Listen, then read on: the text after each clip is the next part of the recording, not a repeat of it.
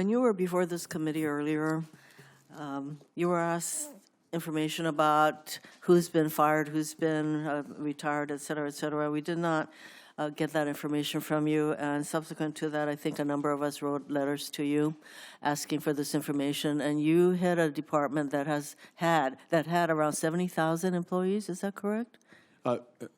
It was hard to find out the exact information, but the closest we could come to was it was around 65,000 a year ago. Okay, so that's a lot of employees, and so my question remains, how many people have been fired, took early retirement? Where are we in terms of the number of employees that you have? And I know that a whole bunch of them work for the Park Service and all of those kinds of areas that have been tremendously cut. So why don't you provide us with that information today?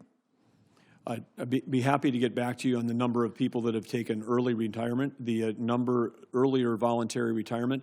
You used the word fired. The only time anyone would have been fired from the organization is if they somehow had an action.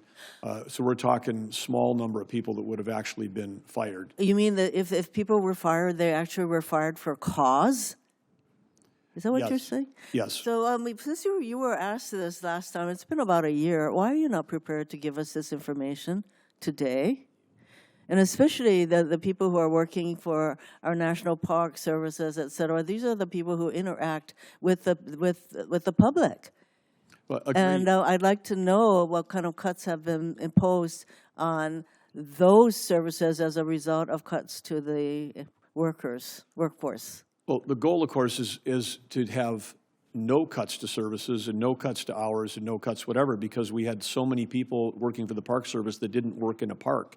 It took us 2 months to find out a number, the estimate was roughly about 26,000 people that were working for the Park Service. But understand, the HR systems that were never funded were so disparate and there was just no information. We couldn't even find out. We still today are trying to find out about 2% of the 65,000. We don't know which units they're attached to.